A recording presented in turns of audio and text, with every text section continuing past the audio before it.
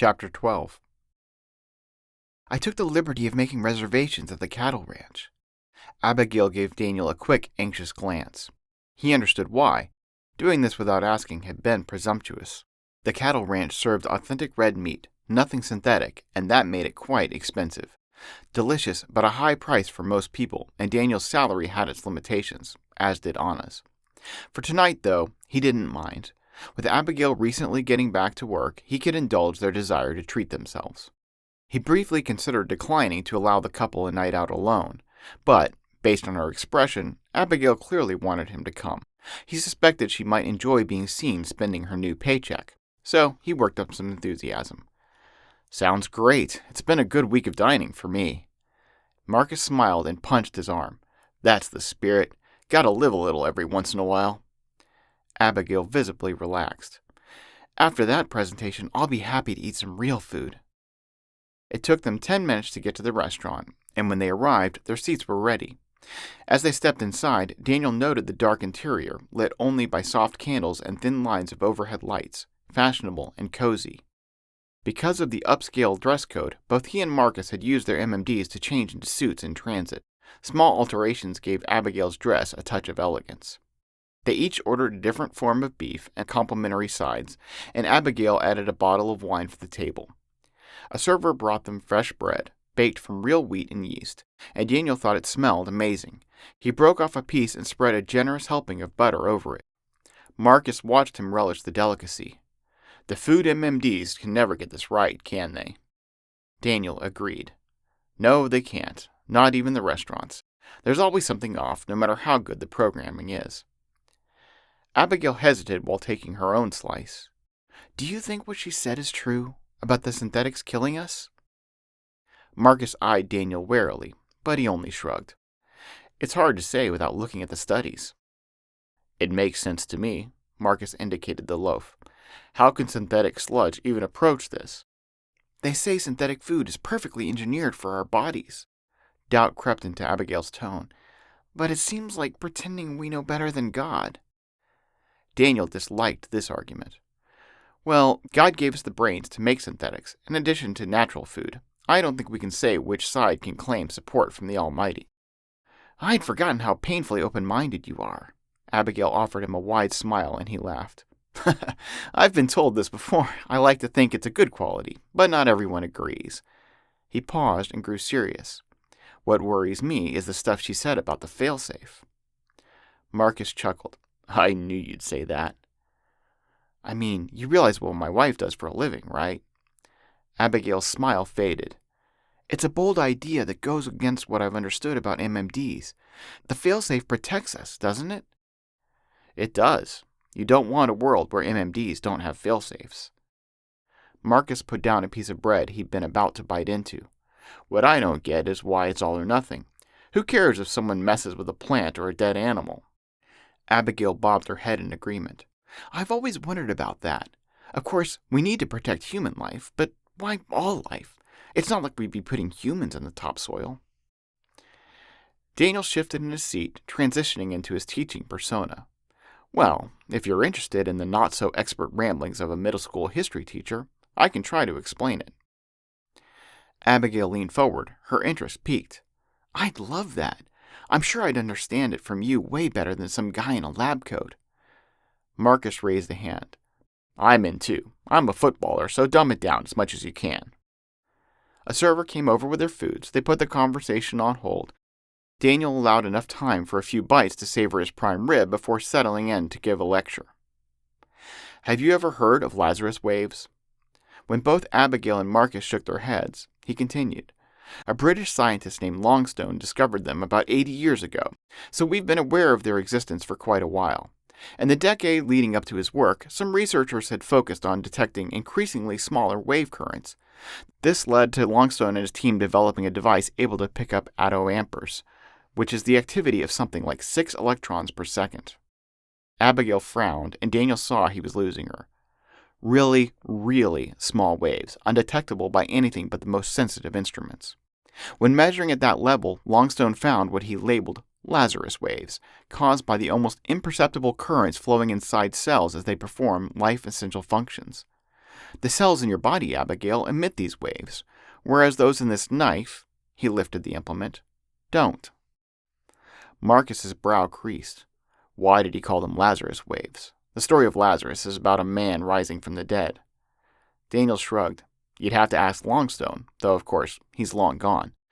When people discuss this today, the most accepted theory is that Lazarus waves can show us that something we think is dead is actually alive. Abigail took a sip of wine, then held her glass just above the table. Is that a difficult question?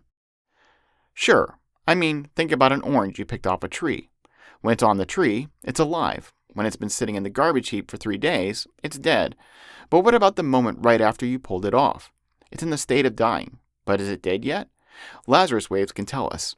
When the orange stops emitting them, the cells in it are no longer maintaining life. Marcus nodded. Neat. So scientists can tell us when something crosses the threshold, so to speak. Daniel held his palms up. Don't hold me to that. Philosophers and theologians won't ever stop wrestling over that question. When does a soul leave the body? Do plants have souls? Do we? What does it mean to be alive? Lazarus waves don't answer any of those questions, but they do give us a workable solution for creating MMDs that can rearrange furniture but won't split a person in half. And that's what the Failsafe is for. MMDs are designed to only interact with objects that don't emit Lazarus waves. If you write a program to override this, the Failsafe will kick in and brick the system. The MMD won't function after that without a full reset of its code. One common misconception, however, is that someone can remove the Failsafe and MMD hardware will then operate on living matter. But it's not that simple. Back when scientists first developed matter manipulation tech, the Failsafe didn't exist. They tried to use an MMD on a plant, and the whole thing failed. The bottom line is, manipulating cells that emit Lazarus waves is a unique challenge. Creating the topsoil that A Better Way wants would require research, not just removing the Failsafe. Daniel didn't mention that, according to Ben Jacobs' vid, Feeney had already conducted this research. Abigail shook her head. And there's no way to tell the difference between Lazarus waves from a plant or a person? Not that I know of, but remember, I'm a history teacher.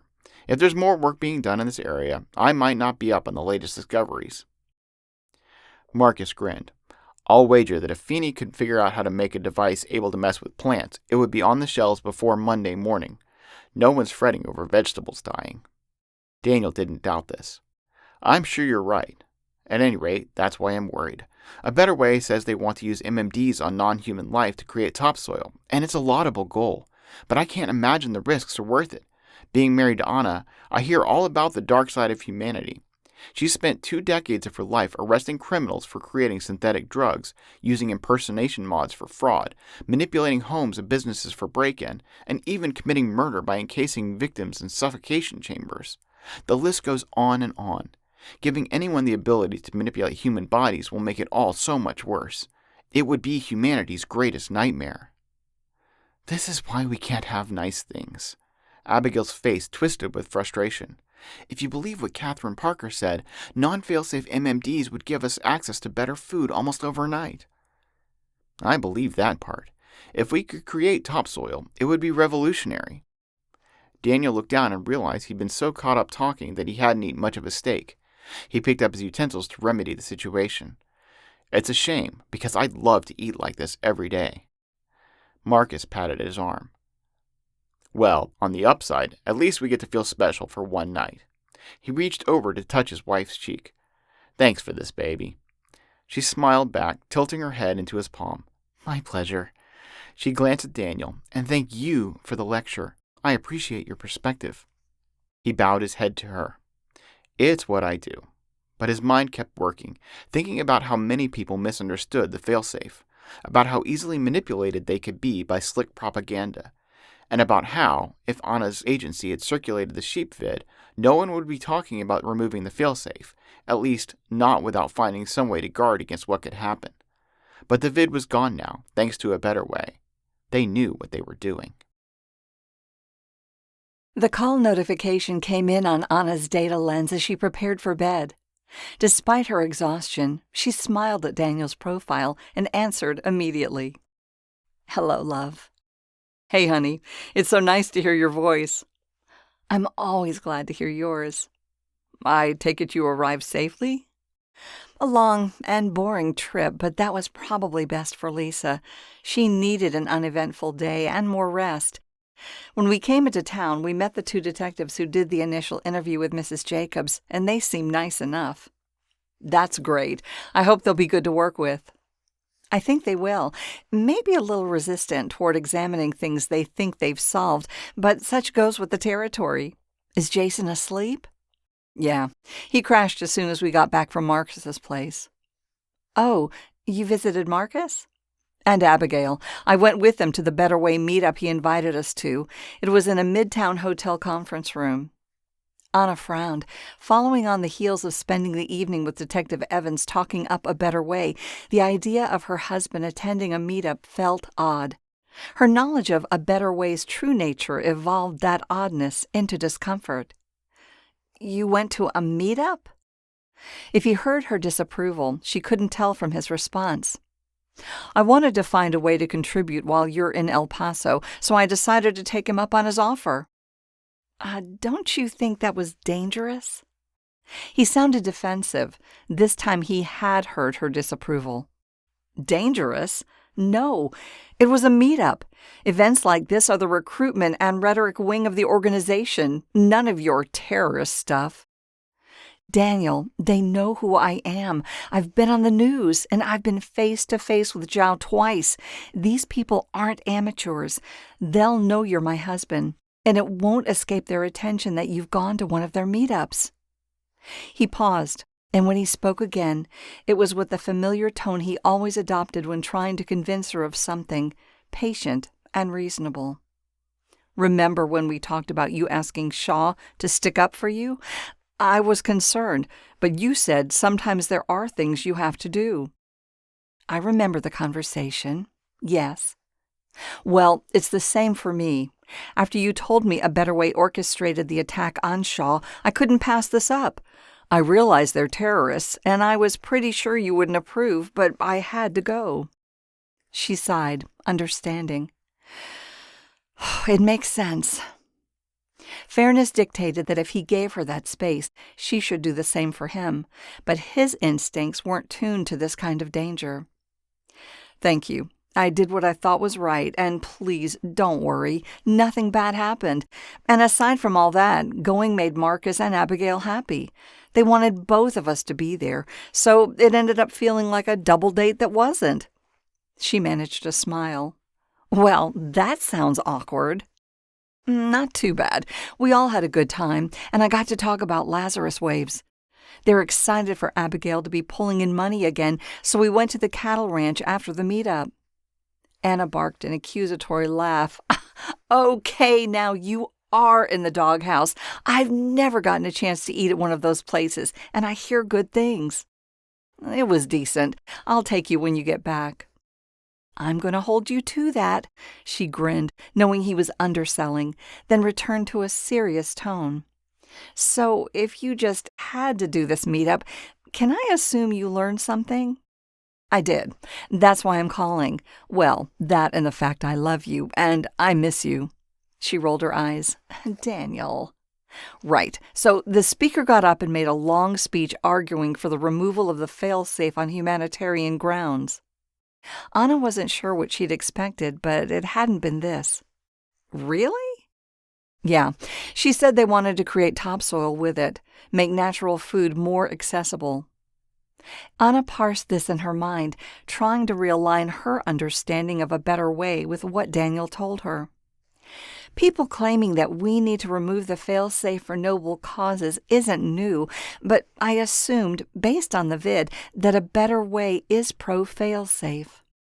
That's what I thought before tonight, but the speaker was clear about creating devices without it. She argued it's going to happen anyway, so it should at least be done for the right reasons, not exactly an original thought. Anna considered this, then started putting the pieces together, fitting them into a different picture. I think I understand. They object to the clandestine experiments in the vid because they put non-fail-safe MMDs in the hands of the government, not the type of people who will use them for humanitarian purposes. If Feeney was developing civilian non-fail-safe MMDs with the government's blessing, they'd be on board. You also can't deny the motivating power of seeing an animal violently ripped apart. That's true. He was right, of course. She had to remember the primary purpose of the vid had been manipulating Ben Jacobs into assassinating Shaw. To read more into it might lead them astray. Aside from that, I learned a lot about their general ideology and goals. I thought you might find that information useful. He went on to share what Charlotte had told him about A Better Way's desired reforms. When he finished, Anna took a deep breath. Daniel? Yes. This was good. I'm grateful you went to the meetup. Tomorrow we're going to have to push a bit on Ben's ties to A Better Way, and now I'll have some better context. I only wanted to help. I know, and I appreciate it. Another pause, and then Anna sighed, wistful at the hundreds of miles separating them. It's time for me to turn in, but I miss you. I miss you too. I wish you were here, but someone has to save the world. She tittered softly. Not the world, but maybe a small piece of it. I love you, honey. I love you too. As they hung up, Anna realized she'd been pacing and forced herself to sit down at a wooden desk protruding from the wall. Staring out a window at the unfamiliar skyline of El Paso, she had to admit she still felt angry with Daniel as much as she didn't want to. He had been foolish to go to the meetup. If A Better Way recorded their gatherings, and of course they did, they'd pick him out when they reviewed their vids. They'd be watching for her, and by extension, her husband. How would they respond when they saw him there? She never wanted to experience this, fearing for her family's safety. It was hypocritical to be angry with Daniel for making her feel this way when she did it to him all the time. Every day for him was a day she might not come home, but this feeling was new to her, and she didn't like it. Please leave them alone. She muttered these words as a half-prayer, then rose to her feet and shuffled to the bed. She lay down, trying not to ruminate on the last few days, and utterly failed. The stakes were high. She had only survived because of her mods. Without them, the bomb would have killed her. What if A Better Way turned its power against Daniel, or even Jason? She shuddered. The fear in her heart changed to anger, and anger into determination. She would hold A Better Way responsible, and she would keep her family safe. She only wished she didn't have to do it from so far away.